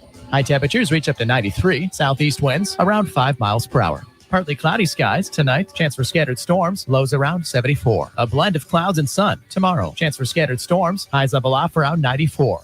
This report is brought to you by the Lawn Johns. For all your landscaping and lawn care needs, visit thelawnjohns.com. Right now, 93. Sellers Tile does it better for business owners, contractors, designers, and homeowners. Better design ideas, better quality tile, carpet, and hardwood flooring, better mosaics, ceramic, and vinyl solutions. And Sellers makes it easier with their amazing showroom and first-class professionals. Maybe it's time to get Sellers working for you on Capitol Circle Northeast, just north of Mahan Drive, or online at sellerstile.com. For better style, quality, and design, go with Sellers in Tallahassee. Call 656-8453. We all want more energy, more strength, more results. Well, welcome to Orange Theory Fitness as you take a step towards feeling more alive today. Backed by science, Orange Theory's heart rate monitored workout is scientifically designed to keep heart rates in a target zone, spiking metabolism and increasing energy. Orange Theory Fitness is a one-of-a-kind group personal training workout resulting in more energy, visible toning, and extra calorie burn for up to 36 hours. Experience a more vibrant life today with Orange Theory Fitness. To find out more, go to orangetheoryfitness.com. Greg Tish, Real Talk 93.3. Hey, everybody, this is Greg Tish. Thank you so much for listening to Real Talk 93.3. Don't forget, you can check out me and Maddie Rowe every Monday through Friday from 6 a.m. to 9 a.m. on The Greg Tish Show. Wake up with a smile with The Greg Tish Show. How's that sound, Maddie Rowe? Is that a good promo for you? That's good enough for me. Is that good? Are we It's at good for 30 everybody. seconds yet? Right about now. The Greg Tish Show, Monday through Friday, 6 to 9 a.m., only on Real Talk 93.3. The Jeff Cameron Show is a production of the Warchant.com Multimedia Network. Check out Warchant.com today for the latest news inside Florida State athletics. That's Warchant.com. Now, back to Jeff on Real Talk 93.3.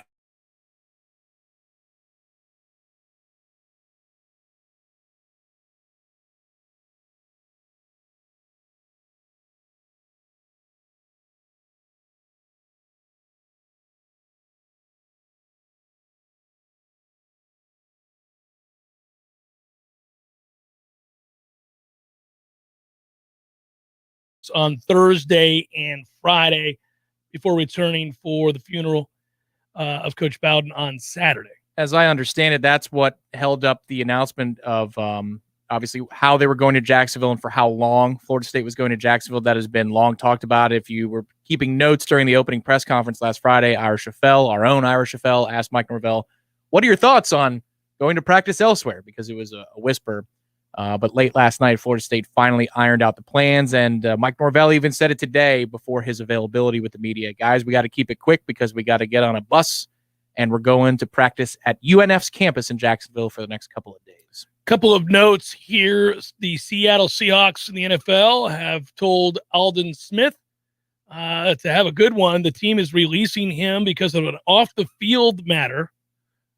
That, according to ESPN, the decision is non-football related, but rather the result of Smith violating the team's trust. Now, if you remember Alden Smith's situation, he battled alcohol issues, ran afoul of the law, was arrested in April over alleged second-degree battery in Louisiana. That occurred after Seattle signed him to a minimum salary deal with the hope that he could keep it together between the lines and get his personal life in order. And he had a career revival. He had missed the previous 4 seasons due to NFL suspensions, came back, played in Dallas, looked pretty good. And he had been staying sober. You root for guys like this. I do. I root for people to do well, especially when it comes to addiction issues. I've known people in my life who've had them, and I know how difficult that could be. But obviously your employer has to be able to trust you. Your employer has to be able to count on you. You have to be dependable to your coworkers and, in this case, your teammates. If you can't, you can't, and they got to let you go. That's not good. He had a support staff that was helping him. I don't know what happened here, but it sounds like he has transgressed again. He's a good player when he's right, but he's not right as often as they need him to be. This isn't a criticism necessarily. It's just an observation and a fact that Seattle they're one of those clubs. There are some teams and franchises that will dabble in this type of if you can play. Second chance. Well, of course. That's the baseline. That's number one. The baseline. But I mean, they gave 2 chances to Josh Gordon, right? Seattle did. Everybody's given Josh Gordon 16 chances. I think that's right. I'm incredibly. I think he's playing again this year, right? Is he on track to? I guess. He's on track to. Sorry. Yeah.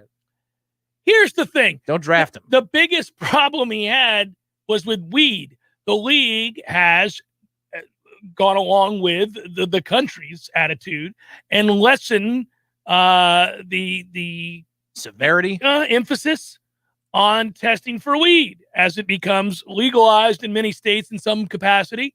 The league has recognized, all right, we tell these guys that it's okay to shoot up with Toradol every week so you can get on the field, and you're dealing with serious pain medication that has adverse effects long-term for when you retire. But we tell you, you can't have, vape from a pen with some THC. That's probably not a good idea.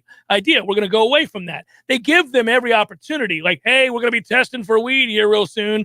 They tell these guys. If you hear former players, they'll let you know, like, you have to be a dumbass to get caught using weed in the league.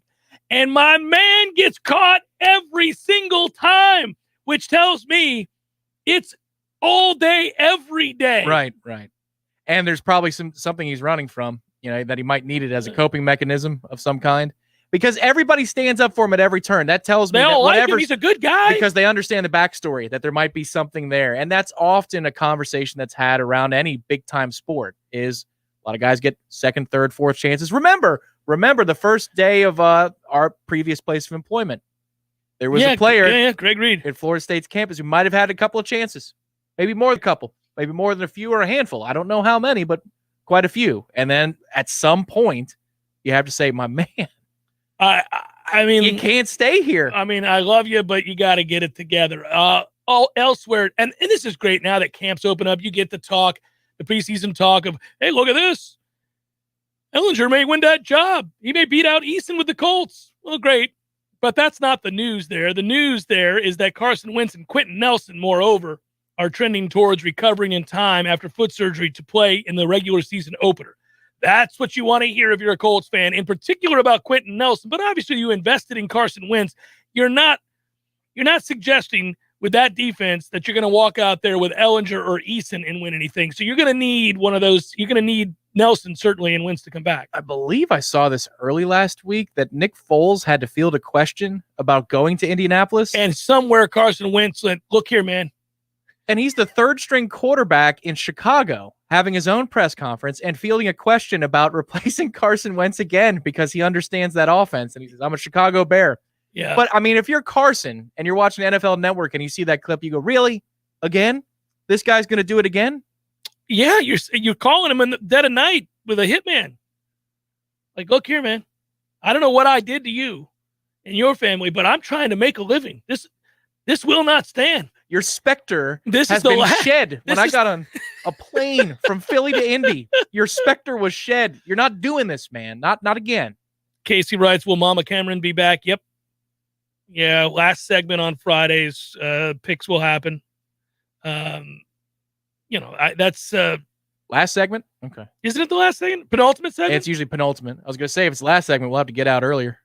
Make sure to give you some time. Marcus wants to know, hey, Jeff and Tom, how long until Florida State wins enough games to have you sign another championship koozie for your buddy Keith? Oh, man.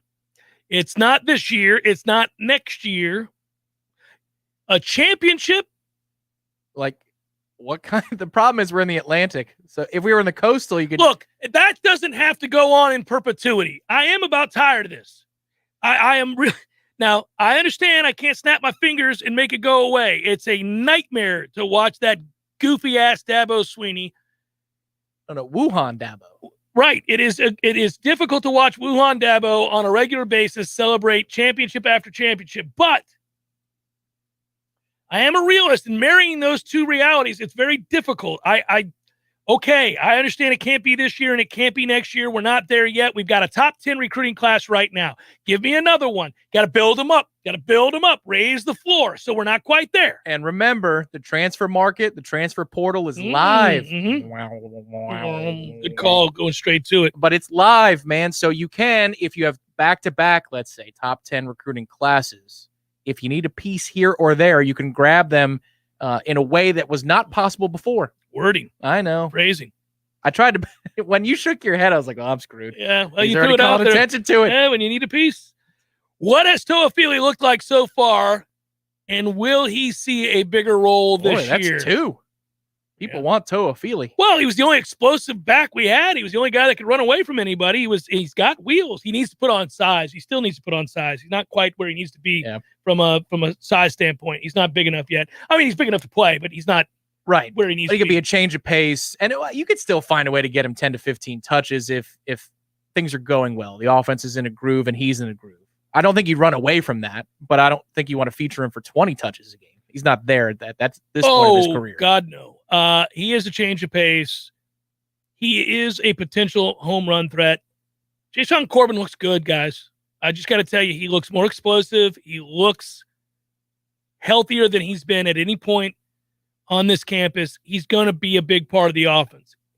If they succeed, it'll be interesting to see what the role is for Jordan Travis if he doesn't win the starting quarterback job. I'm trying to think of pieces, home run hitters, guys that can change the scoreboard with one big play. Jordan's one. I don't know how they'll use him if he doesn't win the job, but they've got to find a way.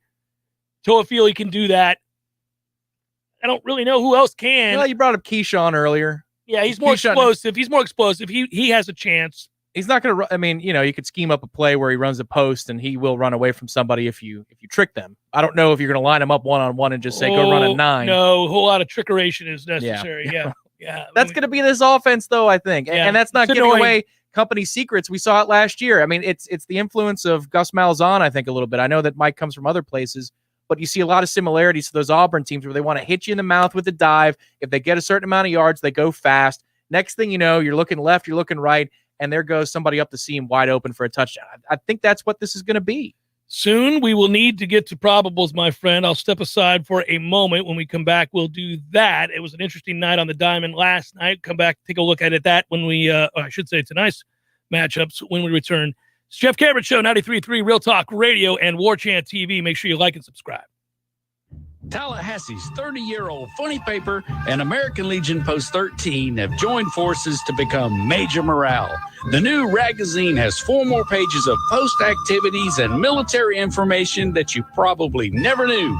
But don't worry, it's still as politically correct and newsworthy as always. Okay, it's the same funny stuff, but it's still only available at the sponsors' locations like ABC Flooring, Tallahassee Automobile Museum, Krispy Kreme, or Keith Lawson Services, providing professional services and maintenance for your home's most critical systems for over 39 years. If you need air conditioning, heating, or plumbing repairs, you will receive an upfront written quote, and the job will be done on time by the area's most advanced, highly trained professionals. Keith Lawson Services, Florida license CMC 125456 and CFC 1429 197. It all started with a simple family dream, some hard work, and the foundation of honest, loyal, and fair customer service. Now, Spartan Stoneworks is Tallahassee's premier granite, marble, and quartz specialist. Your kitchen is your family's gathering place. So let a company with strong family values bring your kitchen back to life. Stop wishing for your new kitchen and call Spartan Stoneworks today at 510-4249. That's 510-4249. Online at SpartanStoneworks.com. I call Swain Pools and Spas. Now I'm soaking up the fun when I want to. Swain Pools and Spas is your pool and spa everything store. Swain sells them, Swain repairs them, Swain renovates them, Swain services them. Swain even has pool and spa supplies. And they'll test your water too. Look for the big Swain sign on Tharp Street. Call them at 386-7113 or online at SwainPools.com. Swain Pools and Spas. When you're looking to get anything done, chances are you've got a guy for that. And when it comes to your car or truck repairs, the team at Tallahassee Car Care are your guys. The kind of guys that have motor oil running through their veins. The kind of guys that prefer grease remover over frou-frou flowery scented soaps. And these guys will tell you the truth with no fluff. When your car or truck needs any kind of repairs, look for Tallahassee Car Care on West Tharp Street, right behind Swain Pools and Spas. Tallahassee Car Care. If you weren't the owner of Gordo's and all those wonderful restaurants, Eddie, what would you be doing? You know, I think I'd want to be I don't know what I'd want to be, a boat captain or a cowboy. Do you know how to use a lasso? No. You'd have to do that if you were a cowboy. Yeah, but I've never even been on a horse. It's not my place to be on a horse. I agree. And the horse thanks you. Gordo's, bringing the flavor and flair of Cuban food to Tallahassee since 1996. The Jeff Cameron Show, brought to you by Orange Theory Fitness. 2 Tallahassee locations, Midtown on Thomasville Road and Northside in the Village Common Shopping Center. Online at orangetheoryfitness.com.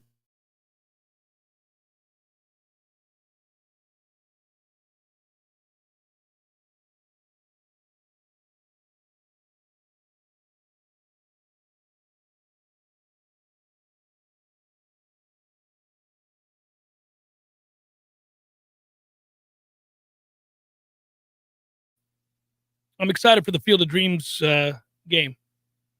Yeah, I It am looks too. cool. Looks cool. It was one of those things that got scrapped by COVID, and then I saw the promo for it during the All-Star game. Good job, MLB, to remind us that it was happening. But I want to see what it looks like. I think the first 30 seconds are going to determine how long I stick around, but it could be really, really cool. I think it looks cool. I like the look. It's a good look. Time to go to the Diamond in Fact. Probables brought to you by North Florida Payroll Services. North Florida Payroll Services, locally owned for nearly 15 years, offering payroll and HR services, including full online applicant onboarding and integration into payroll. Save your company money and headaches today at northfloridapayroll.com. It's time for, how you say, with the pitching, probables?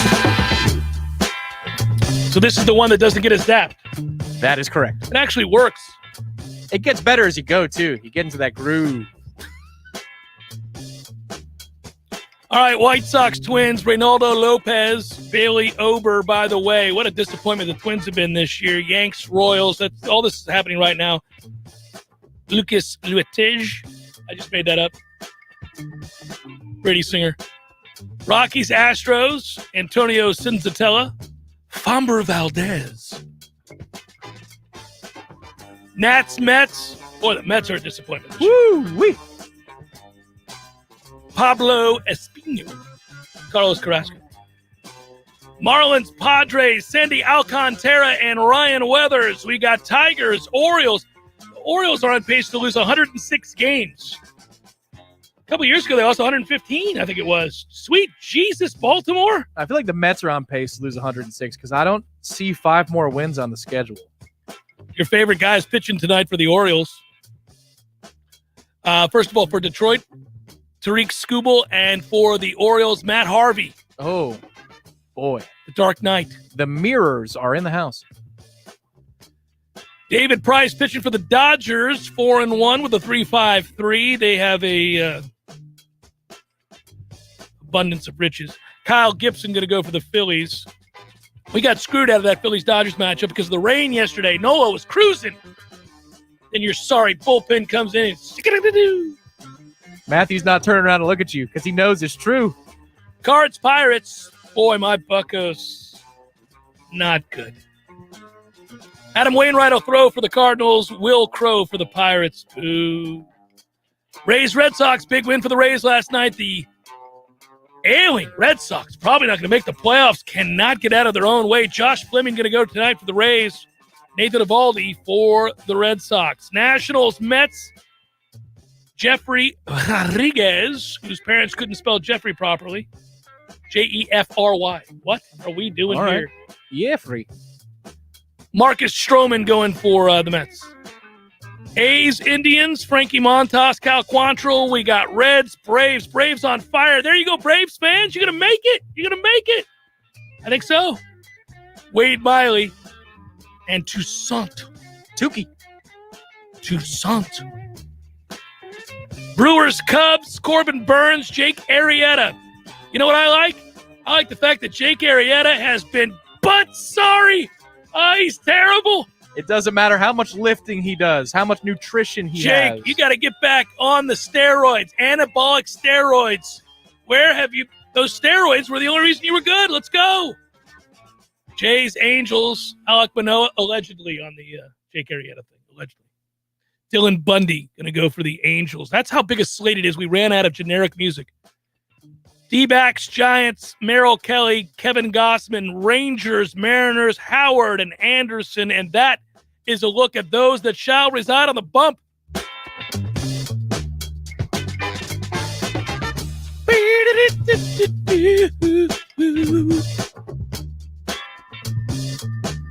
I see where Director Matthew told everybody to like Spike. Is that a thing? Do people say that? Is that a real thing? He created it and coined it yesterday. I think he's going to do that every day now. Spike the likes. Xavier Adams tells me that Parchment is the home run threat. Maybe. Yeah. In a perfect world, he is a number 2. In our world, he's a number 1. I know at Kansas, he was certainly a number 1. Hello, number 2. Brock wants to know how have the linebackers looked thus far in practice. Too early, man. We got to get those pads on these guys full on. Let's get it on. Let's find out what they are. They played well today. The offensive line, not much of a match for the defense front 7 at all today. It stymied for the most part. A couple big plays here and there. You know what's funny to me? I'll say this now at the end of the show. It's really hard, and it's going to be very hard. This is for another day.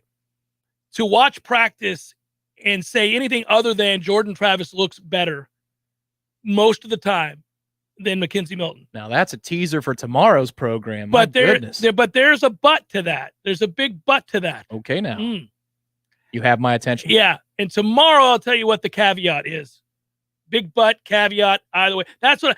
How about a tease to tomorrow's show? Wow. That's professionalism for days. Don't even try that at the house. This is a new leaf, and it's turning. It's turning. Yeah. I'll tell you what the big butt is. Tomorrow's Jeff Cameron Show. Good job, Director Matthew. Good job, Tom. And thanks to all of you who joined us here on 93.3 Real Talk Radio and Warchant TV. Like and subscribe. Peace.